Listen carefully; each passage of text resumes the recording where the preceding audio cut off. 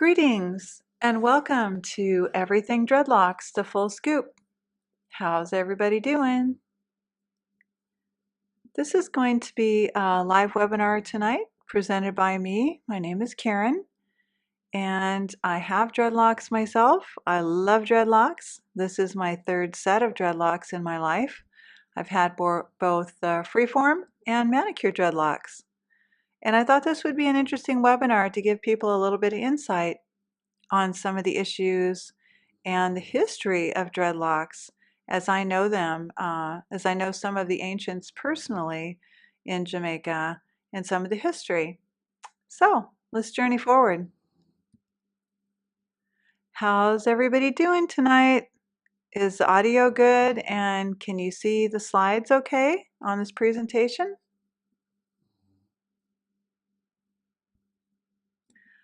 So again, my name is Karen. That's a picture of me in the right-hand corner. My website is naturallywithkaren.com, and you can be looking out for my new upcoming book on thyroid. I've done a lot of research on thyroid issues, and I've lived through them over the last many years. And I've helped scores of clients, probably like yourself, because we're in a thyroid epidemic right now, whether you know it or not. And so you can look out for my thyroid course and my thyroid book. And then I also do, I have a special offered where I do individual consultations, not on dreadlocks per se, but on helping you to reverse health issues, infertility, PCOS, asthma, a variety of things, cancer coaching, and they're $75 at this time. Let's talk a little bit about the history of dreadlocks. There's some interesting images here that you may or may not have seen before. You can see on the far left an ancient Egyptian hieroglyph, and in it, the woman who's a goddess or a priestess has herself in almost a ka position, which means she's relating with spirit, and she's got dreadlocks. The picture in the middle is very similar, also with dreadlocks. And to the right, you see Prophet Bob Marley.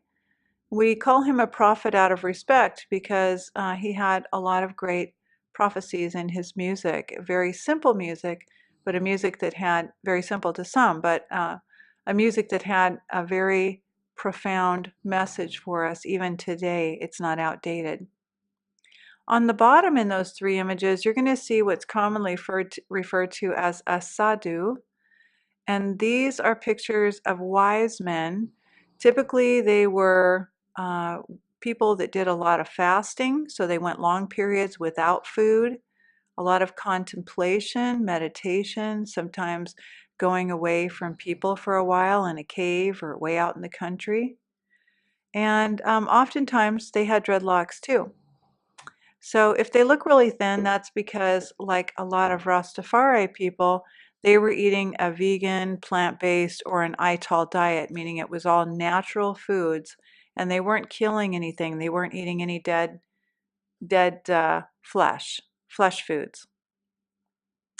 On the right-hand side, you see a young woman, and she's got just a beautiful ponytail, and these dreads are quite a little bit more on the manicured side, but also just beautiful. Now, knowledge of your history is a must. You see, dreadlocks were prohibited throughout colonialism, religion, and many other forms of oppression.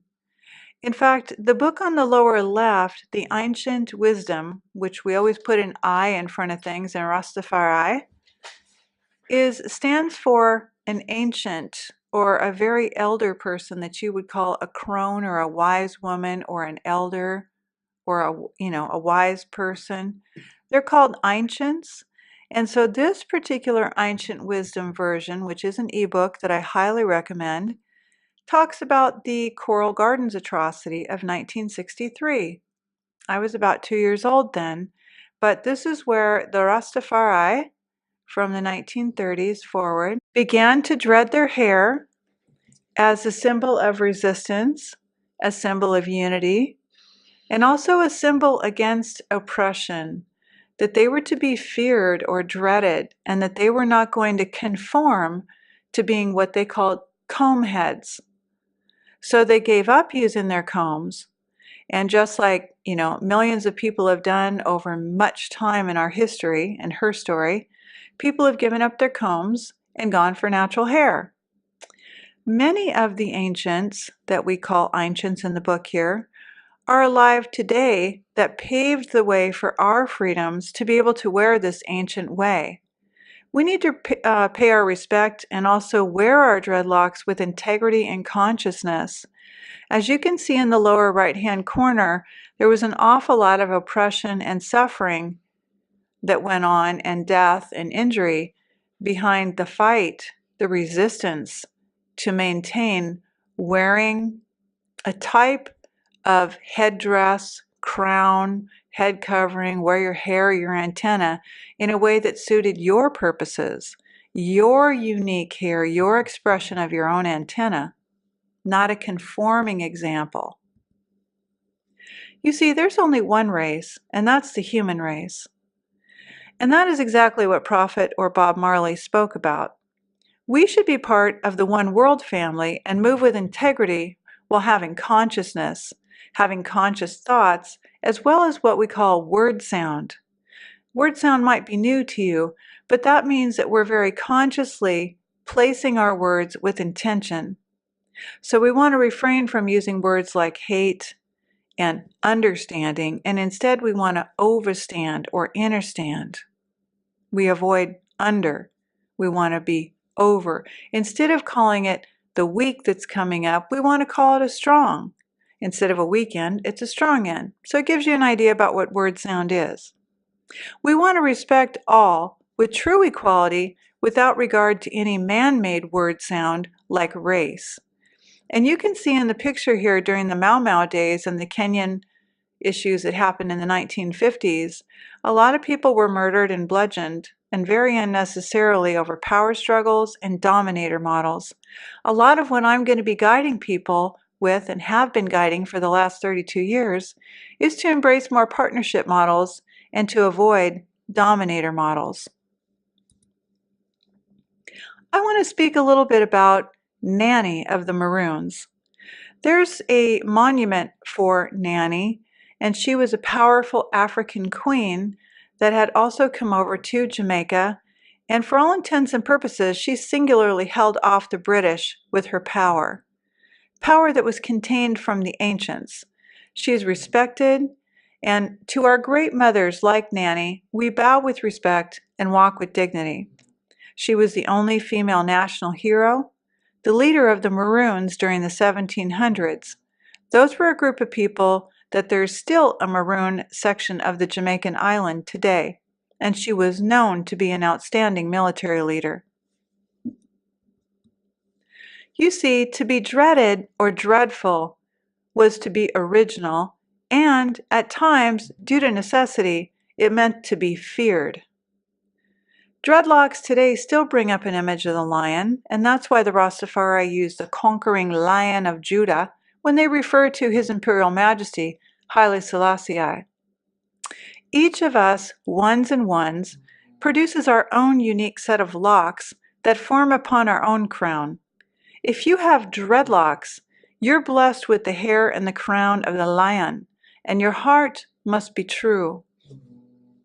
In this picture, you can see that a lot of the different peoples in Africa also use a red earthen clay on their hair and on their skin, and it kept them from aging in the way that you see Americans aging today when they shower in what I call Hitler shower, full of chlorine and fluoride.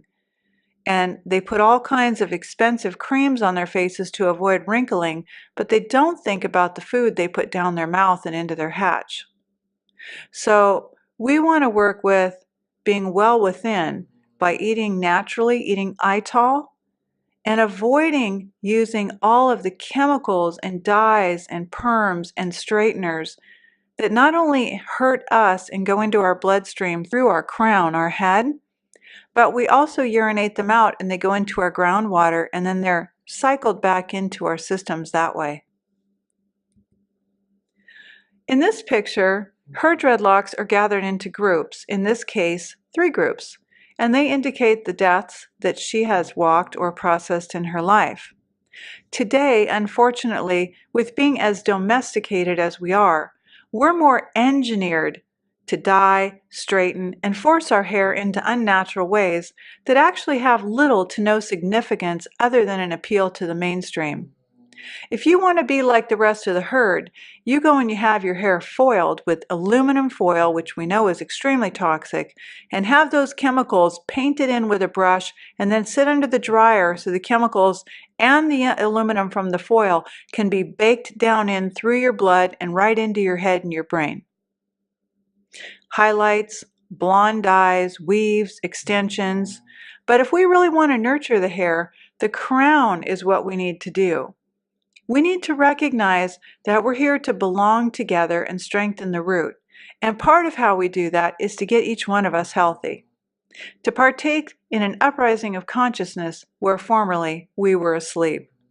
We need to also take a look at what is truly beautiful and what is actually manufactured. So why should you dread? Well, you might be asking yourself that. You might say, ooh, it seems like a really big step. Well, take a look at the pictures here. You can see all different kinds of people of all different walks of life. You see the man with the reddish brown hair and the woman who's got the shaving on the side there, which is very beautiful. And then you see the man in green who's got his hair in what looks like kind of a little bit of a cap or a net. That's a musician, a reggae musician, formerly known as Midnight, who's one of my absolute favorite, known as Akabeka. Now, a lot of people believe that your dreadlocks shouldn't be outside collecting energy in the mainstream. So there are many people, and the old wisdom was you never had your dreadlocks out outside. You never had them out around people that you didn't know. You only had your dreadlocks out when you were home in your own sanctuary. So you're going to see a lot of people that have more of an orthodox style of dreadlocks, free-formed. Never would they have their dreadlocks out in person or, out in the public. They're always going to be in a wrap, a head wrap, or a scarf, or like Akabeka has here. So that's why you see that. In the upper right, you see another reggae musician, burning spear.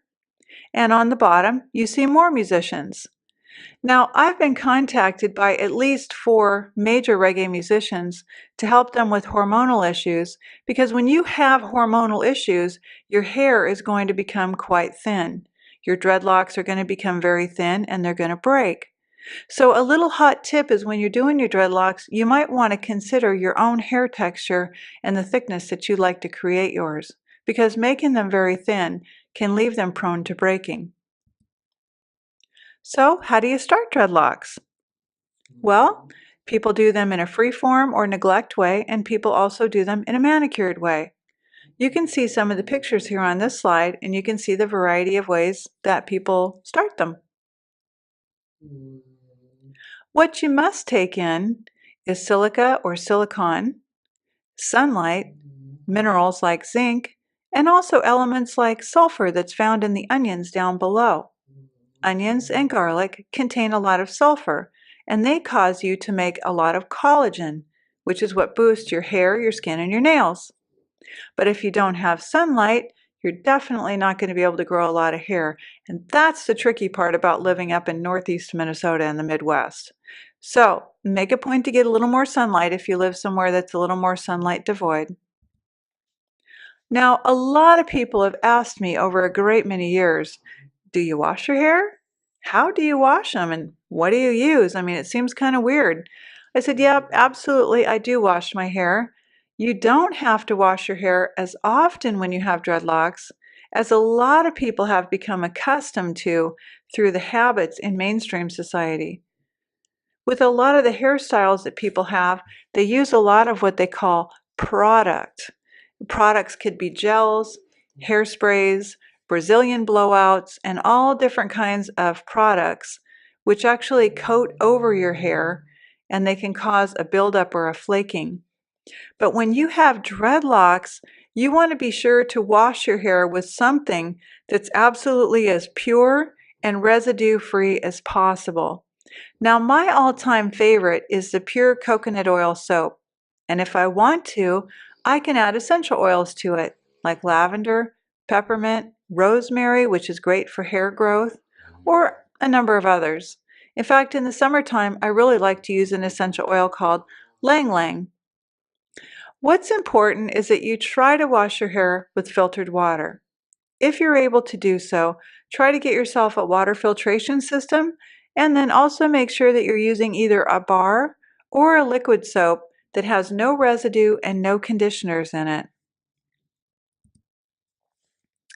Now, freeform dreadlocks, like we spoke about a moment ago, are like what you see in the far left here.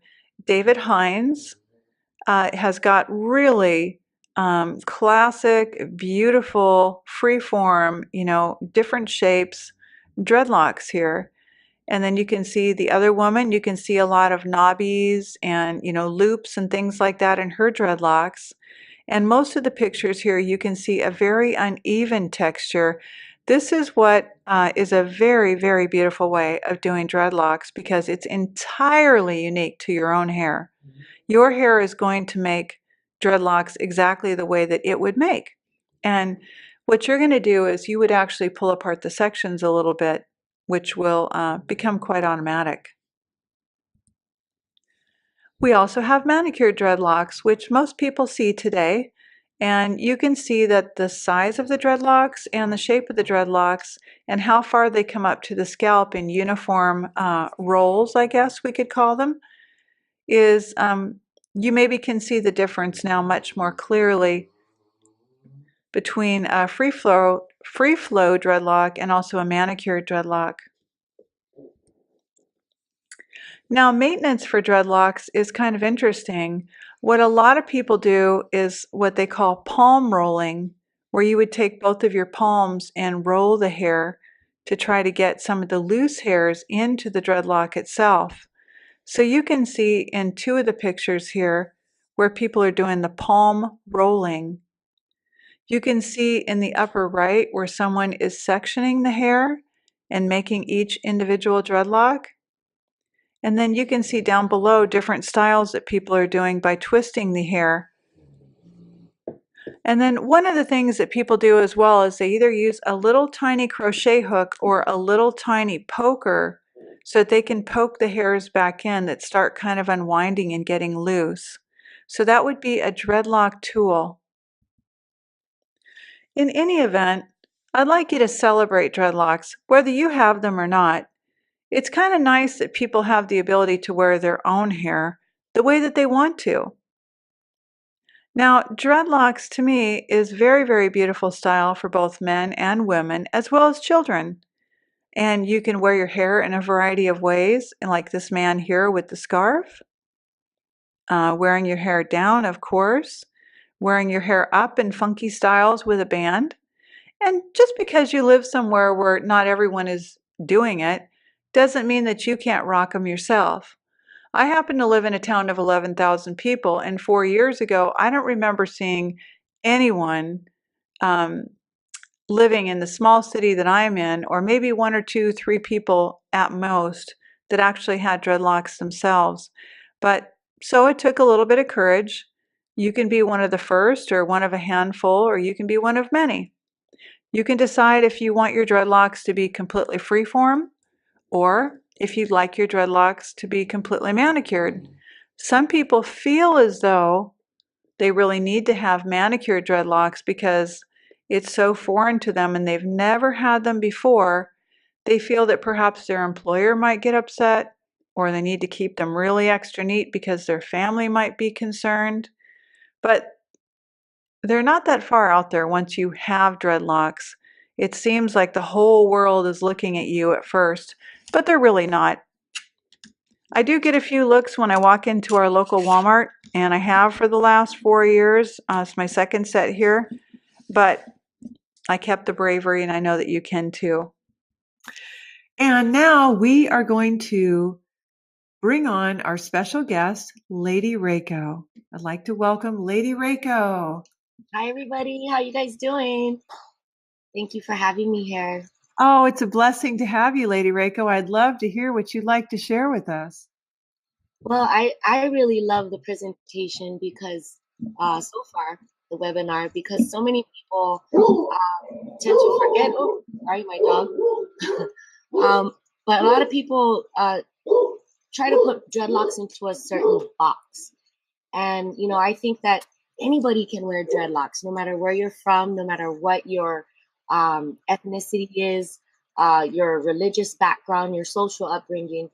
Anybody can, like you said, wear dreadlocks and celebrate them. And it's just a really beautiful thing. Absolutely. Does anybody have any questions about dreadlock maintenance? I've had a lot of people ask me, like, what, Shannon, hi, Shannon. Nice. You've seen me around. A lot of people ask about how you lock hair that isn't curly or kinky, and a lot of people say Asian hair can't have dreadlocks or Caucasian hair can't have dreadlocks. But as you can see, I'm half Asian and mine dreadlock just fine. So if anybody wants dreadlocks, they can have them. There's like Karen said, so many different methods, the neglect method, the manicured method. You just kind of got to do what works for you, I guess. I have seen some of the pictures that you could probably see on the slide here to everyone in the group.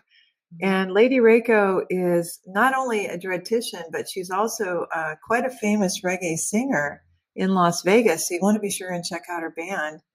But if you're really strongly considering dreadlocks and you'd like to have some help get started, you can see she's got some great examples of her work.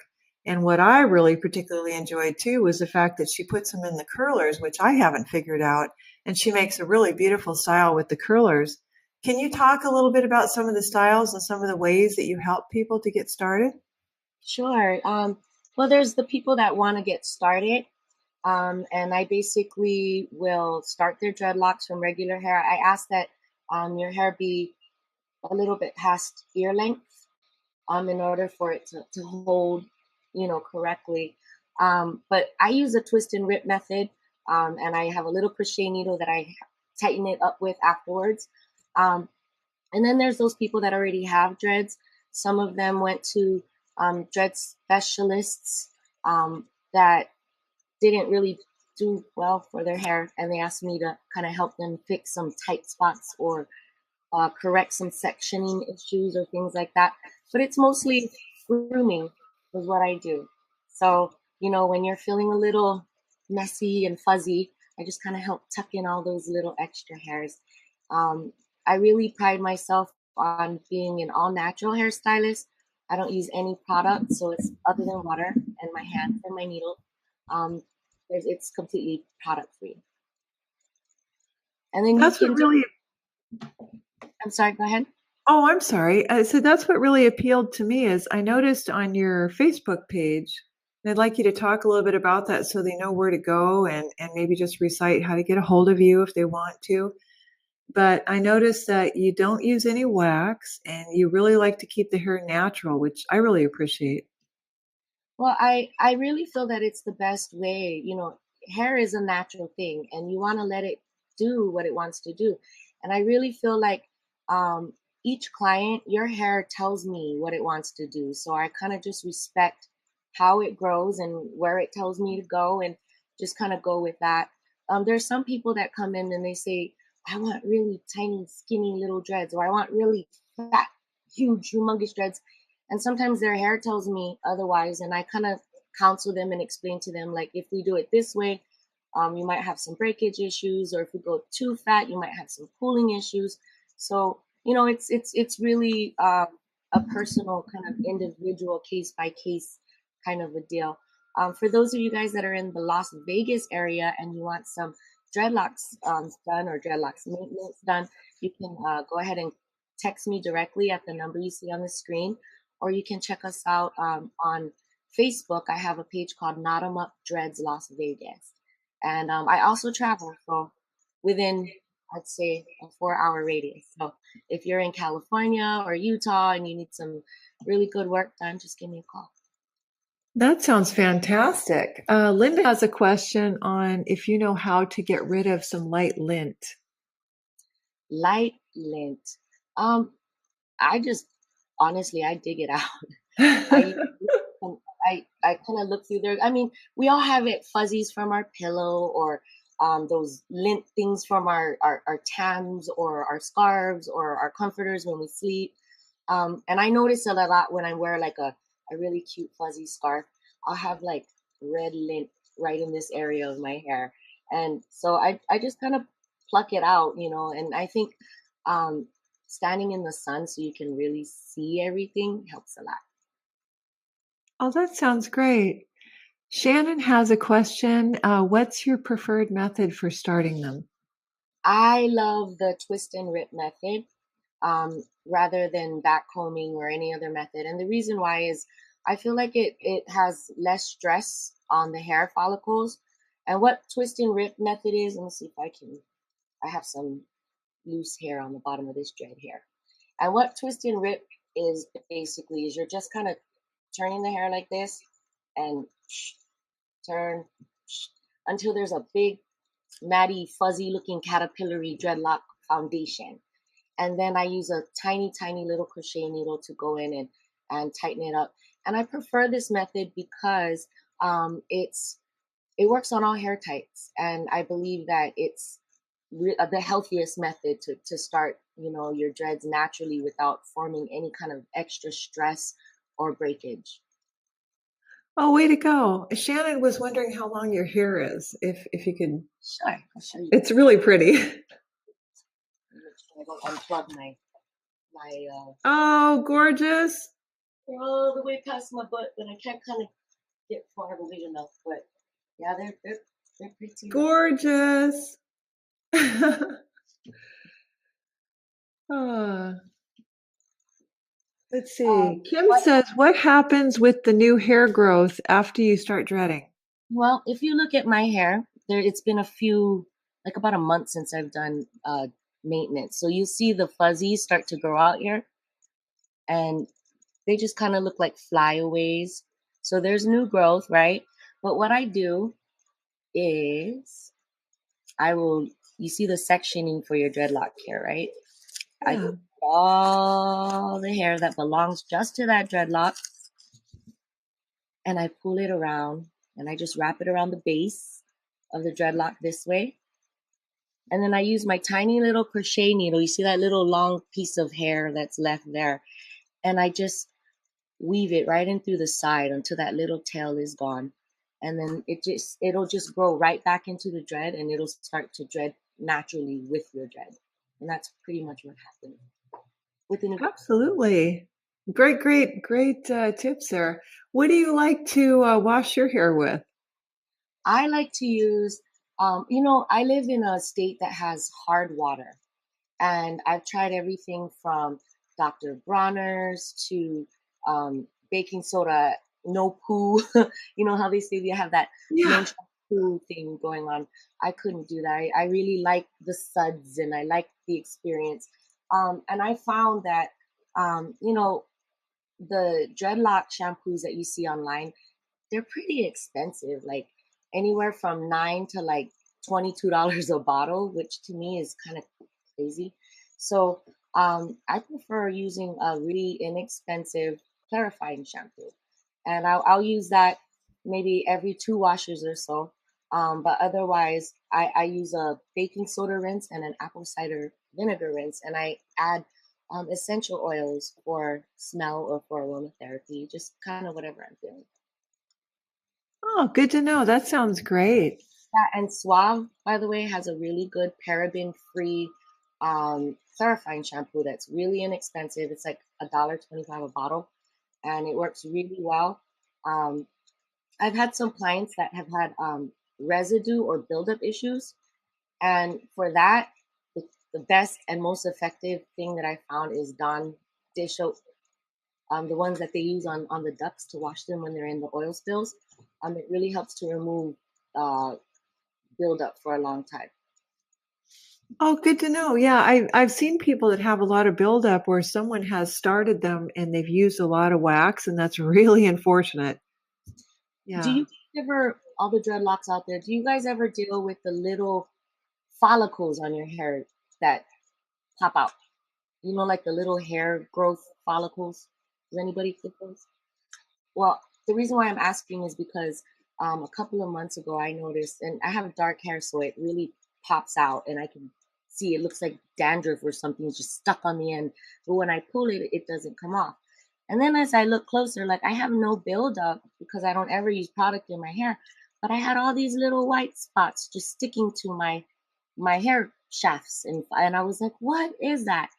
So when I looked, it was actually hair follicles because, you know, as dreadlocks, we keep our hair. Most people, when they brush their hair, you know, you have all that hair in your brush. Um, we keep it all and it stays, which is why your dreads get fatter and more thick and full. Um, yeah, but the hair follicles will build up on your dreadlocks. So what you can do is either snip them off or just kind of pull them out. And that's pretty much the only way that I've come to fight that issue. Okay, that's great advice too. Kim was saying, what would be the average time that someone would sit in a chair to get dreads with long hair, and about how much would that cost? Um, Really, it depends. Like I said, it's an individual case by case because we all have different textures of hair. We have different amounts and thickness of hair, different lengths. Um, so, what I would say is like, um, you would have to send a picture or have a consultation to get like a really good estimate. Even though I can kind of guesstimate by looking at someone's picture. Usually, someone with really long hair, like for example, my hair was past my butt when I dreaded it up, and I did them myself, so it took me almost 3 days. But Yeah. I did another lady, and her hair was really thick, and it was maybe almost to her waist, and that took me about 11 hours. You know, so if someone has hair about up to here, I'd say 6 to 8 hours. You know, and it really depends on price wise. Here in Las Vegas and in Utah and in different places where I've actually looked into dreadlocking prices, we have some lock specialists that are they charge anywhere between, I'd say, 60 and $105 an hour from what I've seen. Um, my rate is $50 an hour, so I try to make it a little bit more affordable. Absolutely. Yeah, and it's a one-time thing that someone gets you started. So as I factored my consideration for getting mine done 4 years ago, and I was sitting in the chair for the better part of 2 days, the first day for about 10 hours, I Wow, realized that, I'm not going to be spending on my hair for all those other years. So, that's totally it, worth every second. yeah. Shannon said, I see. With keeping everything positive, what about some of the ignorance that dreads can sometimes bring up for people? I think for for me personally, the negativity was more apparent in the beginning of my journey. And I don't know if that was because of the way I felt inside and I was kind of radiating that insecurity or whatever, and I was drawing that kind of energy back to me, or if indeed I was being, discriminated against. And I noticed in the beginning, like for example, when I first got my dreadlocks, I had always had long, beautiful Hawaiian girl hair, and I'm a singer. I'm a professional singer, so I had a musical residency at a pretty upscale restaurant. And when I dreaded my hair, they weren't happy. They asked me to brush it out or to cut them off, or I would lose my job. And needless to Oh, say, I lost my job. Um, but I don't know. I think it's just kind of really focusing on what you choose to focus on. Um, I choose not to look at people or pay attention to people who throw negativity my way. And I noticed that when you kind of put negativity out of your auric field or out of your consciousness, it's pretty much just not there anymore. And now when I go out, into public, I get a lot of compliments on my dreadlocks, and especially from people that don't have them. You know, like, wow, your hair is really cool, or wow, you know, your hair is beautiful. And I'm just really grateful that I have dreads because I wanted them for a long time, and that, you know, I can share things with people. So I guess my question to that is just really focusing on the positive and just kind of disregarding the negative is the key for me.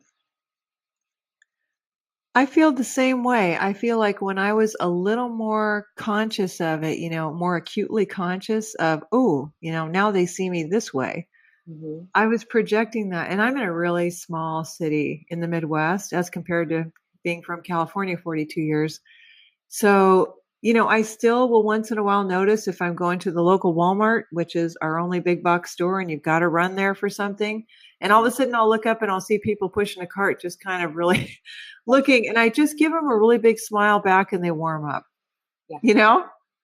yeah, definitely, definitely. You Yeah. know, I've had some funny things in Vegas where I'm walking through the parking lot and somebody will give me like $5 because they think I'm homeless.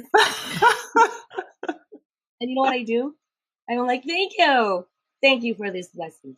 And then they're like, Absolutely. I too have had that assumption that I must really be in poverty.